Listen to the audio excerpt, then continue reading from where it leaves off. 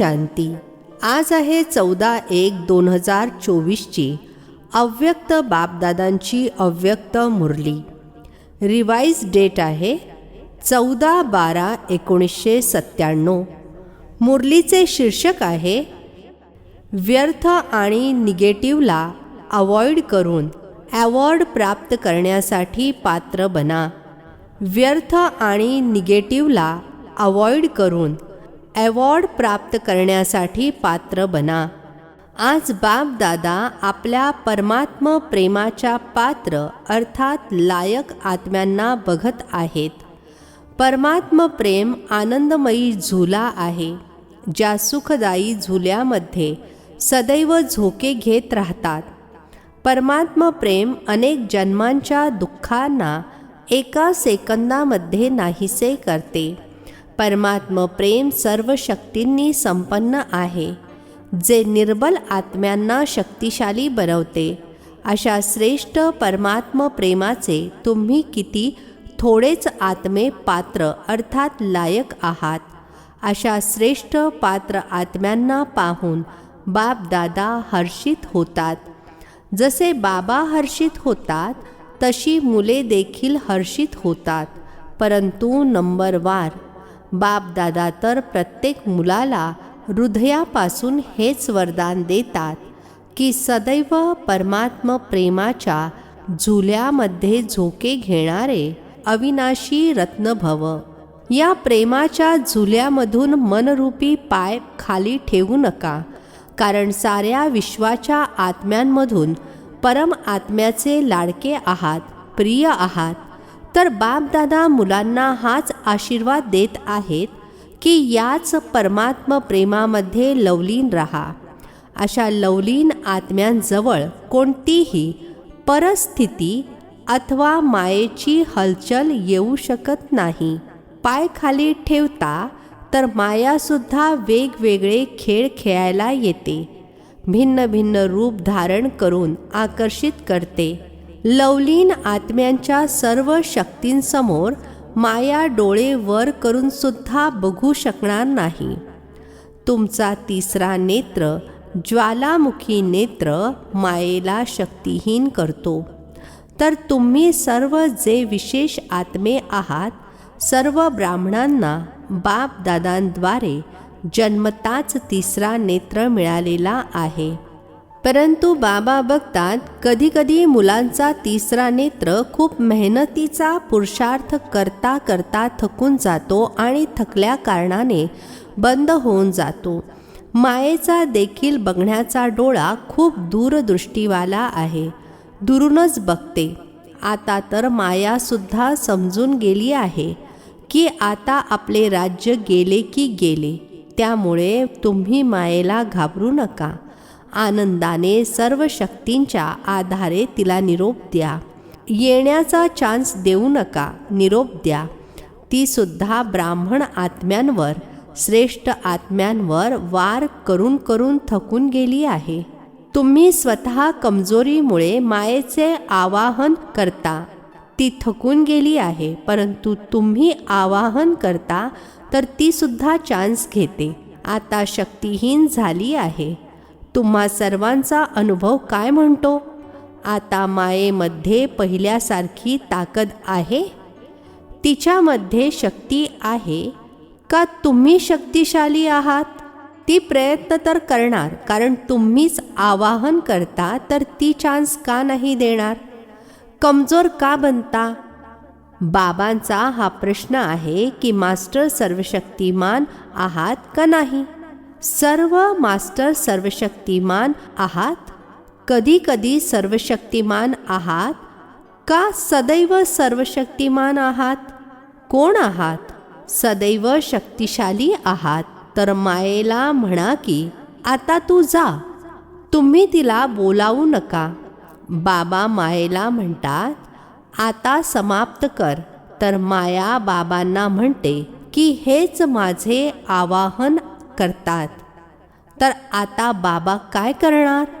जर कोणत्याही प्रकारची कमजोरी भले मनामध्ये असो, वचनामध्ये असो, नाही तर संबंध संपर्कामध्ये येत असेल, तर असे समजा मायेचे आवाहन केले, तिला सुद्धा आव्हानाचे व्हायब्रेशन खूप लवकर पोहोचते. हा महाउत्सव तर खूप चांगला साजरा करत आहात, परंतु उत्साह सदैव राहावा म्हणून उत्सव साजरा करत आहात. या वर्षी खूप उत्सव साजरे करत आहात ना. या ग्रुपमध्ये ईश्वरीय सेवेचे आदी रत्न भावांचा सन्मान समारोह तसेच टीचर्स बहिणींच्या सिल्वर जुबलीचा कार्यक्रम ठेवला आहे. प्रत्येक ग्रुपमध्ये उत्सव साजरा करत आहेत, तर बाबा समजतात की यावर्षी उत्सव साजरा करणे अर्थात मायेला निरोप देणे. असे नाही गोल्डन ओढणी घालून बसा. गोल्डन ओढणी घालणे म्हणजे गोल्डन एजेड बनणे. दृश्य तर खूप चांगले वाटते आहे, परंतु सदैव गोल्डन स्थितीची ओढणी अथवा दुपट्टा घातलेला असावा. असे नाही दुपट्टा काढून ठेवला, उत्सव पूर्ण झाला आणि जसे होता तसे राहिलात. हा उत्साह देणारा कार्यक्रम आहे. तर ज्यांनी उत्सव साजरा केला आहे अथवा साजरा करण्यासाठी आले आहेत, त्यांनी हात वर करा. बाप दादा खुश आहेत. भरपूर साजरा करा, परंतु साजरा करणे अर्थात बनणे आणि बनविणे. उत्सव साजरा करतेवेळी आपणच आपल्याला अंडरलाईन करा. सदैव आठवण आणि सेवेच्या उत्साहामध्ये राहणारी आत्मा आहे. बापदादांना देखील दृश्य चांगले वाटते. तर हे वर्ष बापदादा मायेला निरोप देण्याचे वर्ष म्हणून साजरे करू इच्छितात. तर असा उत्सव साजरा करणार ना. उद्या जो साजरा करणार असा साजरा करणार ना. सिल्वर जुबली साजरी करणार ना. गोल्डन जुबली असो सिल्वर जुबली असो, परंतु आहे तर उत्सव ना. असा विचार करू नका की आम्ही तर सिल्वर जुबलीवाले आहोत, पहिल्यांदा गोल्डन जुबलीवाले बनू देत, नंतर आम्ही बनू. असा विचार करू नका. आणि ज्यांनी साजरा केलेला जरी नसेल, त्यांनी देखील असे समजायचे नाही की जे उत्सव साजरे करणारे आहेत त्यांच्यासाठीच बापदादा सांगत आहेत. सर्वांसाठी सांगत आहेत. ब्राह्मण जीवनाचा उत्सव तर साजरा केला आहे ना. ब्राह्मण तर सर्वजण बनला आहात ना. का ब्राह्मण सुद्धा अजून बनत आहात?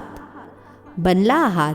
तर ब्राह्मण जन्माचा उत्सव साजरा करणारे आत्मे अर्थात सदैव उत्साहामध्ये राहणे आणि इतरांना देखील उत्साहामध्ये आणणे, हेच ब्राह्मणांचे ऑक्युपेशन आहे.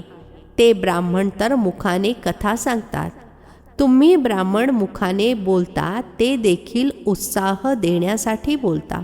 कशीही आत्मा असो, भले तुमच्या विरोधात आत्मा असेल, कारण हिशोबसुद्धा इथेच चुकतू होणार आहेत. परंतु कशीही आत्मा असो, ब्राह्मणांचे काम आहे उत्साहाने भरलेली कहाणी ऐकविणे, उत्साहाच्या गोष्टी सांगणे. ते रडत असतील, तुम्ही त्यांना उत्साहामध्ये नाचवा. जेव्हा एखाद्याचे हृदय उत्साहाने भरलेले असते, तेव्हा काय होते? पाय नाचायला लागतात. जसे हे फंक्शन करताना, तर शेवटी काय करता? सर्व डान्स करतात ना. हा तर पायांचा डान्स आहे. ब्राह्मण आत्मा उत्साह दिल्याशिवाय आणि उत्साहामध्ये राहिल्याशिवाय राहू शकत नाही. उत्साह नाहीसा करणाऱ्या गोष्टी होतात आणि होणारही. परंतु बापदादा यावर्षी सर्व मुलांकडून हीच शुभ आशा ठेवतात की झाले ते झाले. आजपर्यंत जे काही कोणत्याही प्रकारचे आत्मे संबंध संपर्कामध्ये राहिले आहेत, जसे आहेत, भले निगेटिव्ह देखील आहेत, सामना करणारे देखील आहेत, ब्राह्मण जीवनाला हादरविणारे सुद्धा आहेत, परंतु या वर्षामध्ये निगेटिव्ह आणि व्यर्थ दृष्टिकोनाला नष्ट करा. स्नेह द्या, शक्ती द्या. जर स्नेह देऊ शकत नसाल, शक्ती देऊ शकत नसाल, तर बघत असून ऐकत असून संपर्कामध्ये येत असून देखील वेस्ट आणि निगेटिव्ह अर्थात व्यर्थ आणि नकारात्मक गोष्टींना मनामध्ये धारण करण्याचे टाळा. मनामध्ये आणि बुद्धीमध्ये धारण होऊ देऊ नका, टाळा. परिवर्तन करा. निगेटिव्हला अथवा वेस्टला परिवर्तन करून अंतःकरणामध्ये सामावून घ्या. असे दोन्ही गोष्टींना जो अवॉइड करेल अर्थात टाळेल त्याला बापदादांकडून, ब्राह्मण परिवाराकडून खूप चांगल्यात चांगले, मोठ्यात मोठे अवॉर्ड अर्थात बक्षीस मिळेल. बाकी आत्म्यांना तर अवॉर्ड देणारे आत्मेच असतात. अवॉर्ड मिळते ना, तर हे परमात्मा अवॉर्ड आहे. अवॉइड करा, अवॉर्ड घ्या. हिम्मत आहे? अच्छा. पांडव ज्यांनी फंक्शन साजरे केले त्यांच्यामध्ये हिम्मत आहे? अवॉर्ड घेणार? सर्वांनी हात उंच केले. आजची डेट अंडरलाईन करा. आज कोणती डेट आहे? तर कोणी म्हटले 14 डिसेंबर. तर प्रत्येक महिन्याच्या 14 तारखेला स्वतःला चेक करा. अच्छा. सिल्वर जुबलीवाले जे समजतात अवॉर्ड घेणार त्यांनी हात वर करा. असे आजूबाजूला पाहून मग हात वर करू नका. लज्जेपोटी हात वर करू नका. बाप दादा चान्स देतात. जर कोणामध्ये हिम्मत नसेल तर हात वर करू नका. काही हरकत नाही. बाप दादा आणखी सकाश देतील असे काहीही नाही. असे कोणी आहेत जे समजतात की आणखी थोडी हिम्मत पाहिजे. कोणी सिल्वर जुबलीवाल्या टीचर्स अशा आहेत का? ठीक आहे, इथे हात वर करू नका. संकोच वाटत असेल तर लिहून द्या. जेव्हा फंक्शन साजरे कराल तेव्हा द्या. जर असे वाटत असेल की आम्हाला अजून एक्स्ट्रा हिम्मत हवी आहे तर त्यासाठी विशेष ट्यूशन ठेवू. जो अभ्यासामध्ये कमजोर असतो तर काय करतात? ट्यूशन लावतात ना. अच्छा. मधुबनवाले हात वर करा. उभे राहा. मधुबनवाले चान्स चांगला घेतात. अच्छा. मधुबनवाले अवॉर्ड घेणार? सर्वांनी हात वर केला. ट्यूशन नको आहे? शूर आहात? अच्छा. बाप दादा हिशोब विचारतील. मधुबनवाल्यांचे अभिनंदन आहे. तर हे वर्ष निरोपाचे आणि अभिनंदनाचे वर्ष आहे. आणि या वर्षामध्ये विशेष जो मुलांनी संकल्प केला आहे तो प्रॅक्टिकलमध्ये करणाऱ्यांना बापदादांची एक्स्ट्रा मदतसुद्धा मिळेल. फक्त दृढ राहायचे आहे. अधूनमधून ड्रामा पेपर घेणार, परंतु संकल्पामध्ये दृढ राहा. संकल्परूपी पाऊल डळमळू नये. अचल राहावे तर बापदादांद्वारे एक्स्ट्रा मदतीची अनुभूती होईल. फक्त घेण्याची शक्ती पाहिजे. एक बल, एक भरोसा. काहीही होऊ दे, बनायचेच आहे. हे संकल्परूपी पाऊल मजबूत ठेवा तर गोष्टी येतील सुद्धा. परंतु असा अनुभव कराल जसे विमानामध्ये ढग खाली असतात आणि आपण ढगांच्या वरती असतो. ढग एक मनोरंजनाचे दृश्य बनते. अशा कितीही काळ्या ढगांसारख्या गोष्टी असू देत, ज्यामध्ये काही समस्येचे निराकरण किंवा समाधान त्यावेळी दिसतसुद्धा नसेल, परंतु दृढ निश्चय हवा की हे ढग आले आहेत ते जाण्यासाठी. हे ढग विखुरणारच आहेत, राहणारे नाहीत. अशा उडत्या कलेच्या स्टेजवर स्थित व्हा तर कितीही गडद काळे ढग असतील तरीही ते विखुरतील आणि तुम्ही दृढतेच्या बळाने यशस्वी झालेलेच असाल. घाबरू नका. हे कसे होणार? चांगले होणार, कारण बाप दादा जाणतात जितकी वेळ जवळ येत आहे तितक्या नव्या नव्या गोष्टी, संस्कार, हिशोब यांचे काळे ढग येणार. सर्व काही इथेच चुकतू होणार आहे. बरीच मुले म्हणतात की दिवसेंदिवस आणखीनच अशा गोष्टी वाढत का जात आहेत? ज्या मुलांना धर्मराजपुरीला क्रॉस करायचे नाही आहे त्यांचे संगमाच्या या अंतिम समयी स्वभाव संस्कारांचे सर्व हिशोब इथेच चुकतू होणार आहेत. धर्मराजपुरीमध्ये जायचे नाही आहे. तुमच्या समोर यमदूत येणार नाहीत. या गोष्टीच यमदूत आहेत ज्या इथेच नष्ट होणार आहेत. त्यामुळे आजारपण हे आजार बाहेर पडून नष्ट होण्याची निशाणी आहे. असे विचार करू नका की हे तर दिसून येत नाही की वेळ जवळ आला आहे आणि अजूनच व्यर्थ संकल्प वाढत आहेत, परंतु हे चुकतू होण्यासाठी बाहेर पडत आहेत. त्यांचे काम आहे येणे आणि तुमचे काम आहे उडत्या कलेद्वारे सकाशद्वारा परिवर्तन करणे. घाबरू नका. अनेक मुलांची विशेषता आहे की बाहेरून घाबरलेले दिसून येत नाही, परंतु आतमध्ये मन घाबरते. बाहेरून म्हणतील नाही नाही, काही नाही, हे तर होतच राहते, परंतु आत त्याचा शेक लागलेला असणार.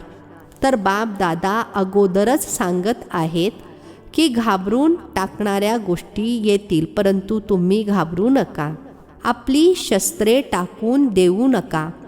जो घाबरतो ना, तर त्याच्या हातामध्ये जी कोणती वस्तू असेल ती खाली पडते. तर जेव्हा असे मनातून देखील जेव्हा घाबरताना तेव्हा शस्त्र आणि शक्ती ज्या आहेत त्या खाली पडतात, मर्ज होतात. त्यामुळे घाबरू नका. अगोदरच माहीत आहे. त्रिकालदर्शी बना, निर्भय बना. ब्राह्मण आपसामध्ये संबंधामध्ये निर्भय बनू नका. मायेपासून निर्भय बना. संबंधामध्ये तर स्नेह आणि निर्माण रहा. कोणी कसाही असू दे, तुम्ही मनापासून स्नेह द्या, शुभभावना द्या, रेहम करा. निर्माण बनून त्याला पुढे करून पुढे घेऊन जा. ज्याला म्हटले जाते कारणरूपी निगेटिव्हला समाधान रूपी पॉझिटिव्ह बनवा. हे कारण, हे कारण, हे कारण. कारणाला अथवा समस्येला पॉझिटिव्ह समाधान बनवा.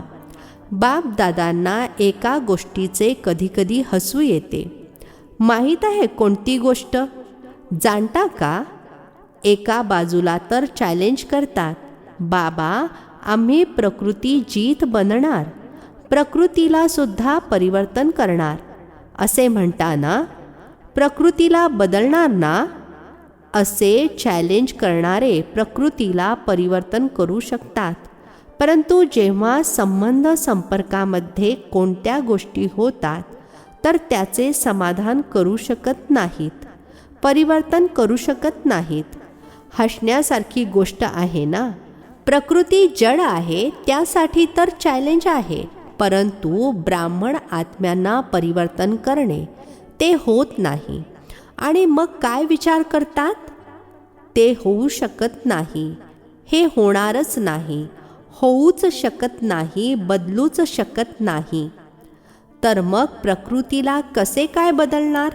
स्वतः बदलून इतरांना बदला. ठीक आहे, तो चुकीचा आहे, 100% चुकीचा आहे, परंतु तुमचा वायदा काय आहे? बाबांसोबत कोणता वायदा केला आहे? स्वपरिवर्तनातून विश्वाचे परिवर्तन करणार. हा वायदा आहे का विसरून गेला आहात? हो तर सगळे म्हणता. कशाही गोष्टी असोत, गोष्टींना बदलण्यासाठी मदत जरूर घ्या, परंतु हा बदलणेच कठीण आहे. हे सर्टिफिकेट देऊ नका. तुम्हाला कोणी अथॉरिटी दिली आहे सर्टिफिकेट देण्याची? हे म्हणजे असा विचार करणे झाले की हे तर होणारच नाही, हा तर ठीक होणारच नाही. तुम्हाला कोणी जज बनवले? असेच जजच्या खुर्चीवर बसता काय? एकतर वकील बनता, खूप कायदे नियम सांगता, वाद घालत राहता. असे नाही असे, असे नाही तसे. ना वकील बनायचे आहे ना जज बनायचे आहे.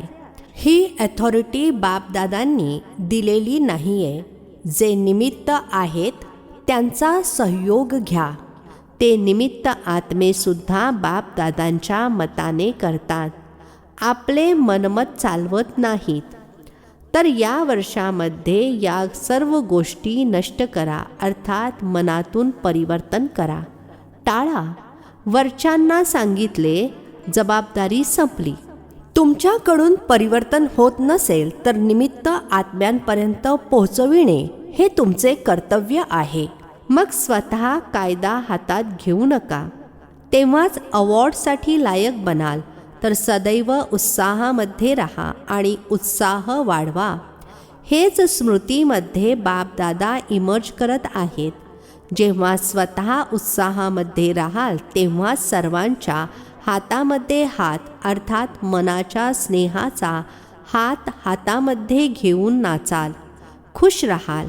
स्थूल हात नाही, मनापासून स्नेहाच्या सहयोगाचा हात, यालाच हातात हात मिळवणे म्हटले जाते. स्नेह काय करू शकत नाही, आणि हा तर परमात्म स्नेह आहे, परमात्म प्रेम आहे. ते काय करू शकत नाही? असंभव हा शब्दच ब्राह्मण डिक्शनरीमध्ये नाही आहे. उत्साहवाला कधीही कोणत्याही गोष्टीमध्ये निराश दिलशिकस्त होत नाही. अच्छा, चोहो बाजूंच्या परमात्मा प्रेमाच्या सुखमय आनंदमयी झुल्यामध्ये झोके घेणारे लकी आणि लवली आत्म्यांना सदैव दृढसंकल्पाद्वारे समाधान स्वरूप श्रेष्ठ आत्म्यांना सदैव परमात्म अवॉर्ड घेण्याचे पात्र हिरो पार्टधारी आत्म्यांना सदैव बापदादांच्या पालनेचे रिटर्न देणाऱ्या बाबांच्या दिलतख्तनशीन आत्म्यांना बापदादांची पदमगुणा अरब खरबपेक्षाही जास्त प्रेमपूर्वक आठवण आणि नमस्ते. आम्हा आत्मिक मुलांचाही आत्मिक पित्याला नमस्ते. आजचे वरदान आहे, प्युरिटीच्या रॉयल्टीद्वारे श्रेष्ठ जीवनाची झलक दाखविणारे विशेषता संपन्न भव. प्युरिटीच्या रॉयल्टीद्वारे श्रेष्ठ जीवनाची झलक दाखविणारे विशेषता संपन्न भव. स्पष्टीकरण आहे, ब्राह्मण जीवनाची विशेषता आहे प्युरिटीची रॉयल्टी. जसे रॉयल फॅमिलीवाल्यांच्या चेहऱ्यावरून आणि चलन अर्थात वर्तनामधून समजते की हे कोणी रॉयल कुळातील आहेत, तसे ब्राह्मण जीवनाची परख प्युरिटीच्या झलकेमधून होते. प्युरिटीची झलक चलन आणि चेहऱ्यातून तेव्हा दिसून येते जेव्हा संकल्पामध्ये देखील अपवित्रतेचे नामोनिशाण नसेल. पवित्रता केवळ ब्रह्मचर्य व्रत नाही, परंतु कोणताही विकार अर्थात अशुद्धीचा प्रभाव नसावा, तेव्हा म्हणणार विशेषता संपन्न ब्राह्मण आत्मा. स्लोगन आहे, जे स्वचे दर्शन करतात तेच सदैव प्रसन्नचित्त सर्व प्राप्तींचे अधिकारी असतात.